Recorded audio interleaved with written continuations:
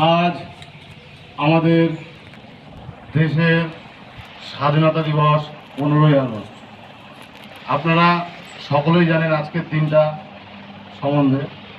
তো আজকের দিনে আমরা আমাদের সকল দেশবাসী স্বাধীনতা পেয়েছিলাম।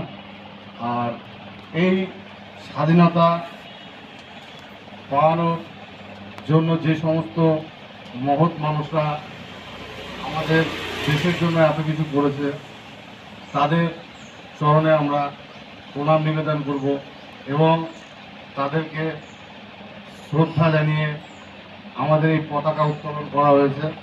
তো আপনারা সবাই দেখেছেন, পতাকা উত্তোলনে পরে আমাদের যে জাতীয় সঙ্গীত, সেটা দিয়ে আমরা আমাদের এই অনুষ্ঠান সমাপ্ত করেছি। তারপর